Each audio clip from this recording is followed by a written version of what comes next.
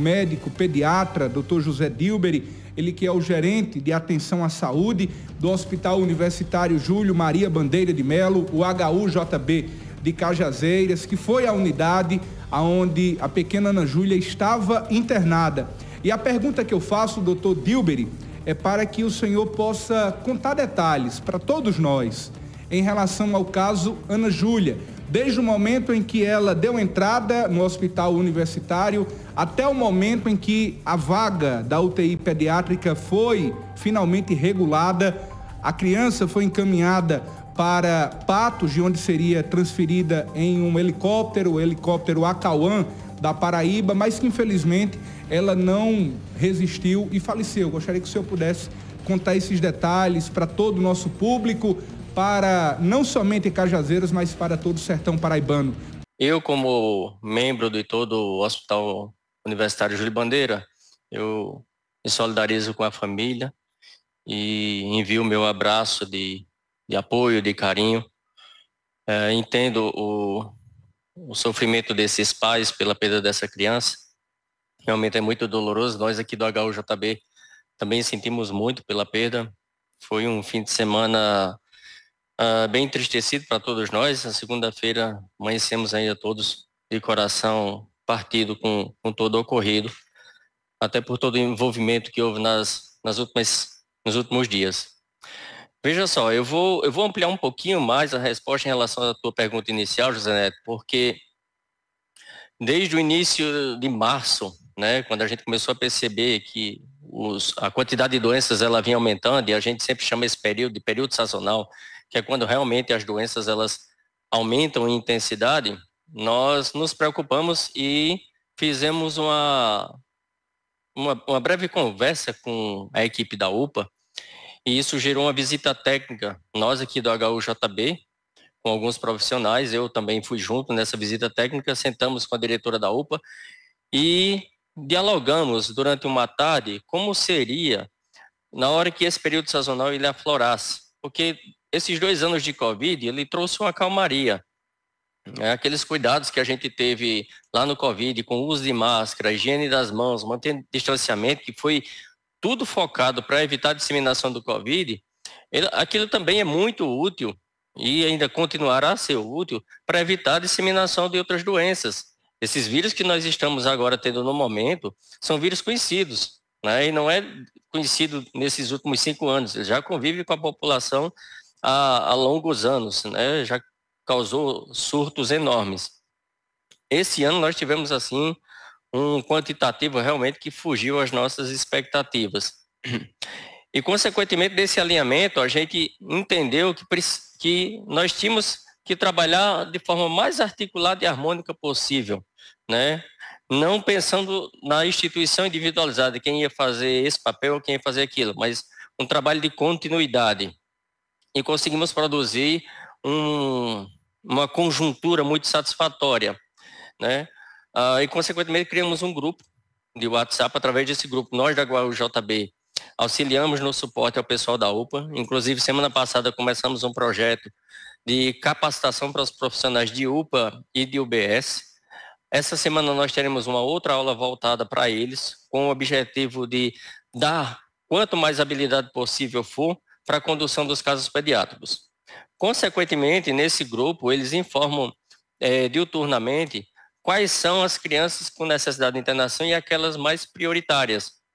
Isso já vem ocorrendo há algumas semanas, sempre alinhando, né, a gente em conhecimento, como está o HUJB e a UPA, ao mesmo tempo passando informação de como eles estão para a gente e entendendo a dinâmica de como vamos fazer o deslocamento dessas crianças. A criança em particular, né, pelo relato que tivemos da evolução, como a gente diz, a evolução da doença, ela começou com sintomas na quarta e na quinta-feira foi onde agravou o quadro, a mãe foi para a UPA e menos de 12 horas, acho que foram 6 horas depois da chegada dela à UPA, ela estava no HUJB, mas a gravidade do caso fez com que as medidas já fossem tomadas de forma mais radical, né? As condições clínicas da criança já pediam uma intervenção com maior agilidade naquele momento. O objetivo, sempre que se faz isso, é buscar a estabilização, é buscar trazer a compensação dos sistemas do corpo humano para que não possa, a doença não possa trazer agravos. Agora, nós que lidamos com doenças, né, nós profissionais da saúde, nós sabemos que tanto os vírus como as bactérias, eles têm suas particularidades, tá? Tem uns que são mais agressivos, tem outros que são menos agressivos, porém mais contagiosos. Nós tivemos a experiência do Covid nesses últimos anos, a OMS recentemente decretou mundialmente o fim dessa urgência de saúde, mas era um vírus altamente contagioso e agressivo, né? O vírus da gripe, ele tem uma letalidade bem menor, mas em compensação também é contagioso. E nós estamos circulando normalmente, sem máscara, sem manter distanciamento, indo às vezes ao trabalho, às vezes à escola, com sintomas gripais iniciais, mas como nós já estamos habituados a essa doença, a gente terminou relaxando um pouquinho nas prevenções. Bom, e da chegada dela, da quinta até o domingo, que quando foi que ela saiu aqui do Agora JB, aí foi um trabalho insistente, né, com essa criança. Nós tínhamos 2 crianças em leito de estabilização, que é o nosso local onde atendemos as situações mais críticas. Uma delas foi transferida, acho que na sexta-feira, e a criança em questão, ela só saiu do hospital no domingo, né. Esse tempo não é só uma questão de retardo de vaga.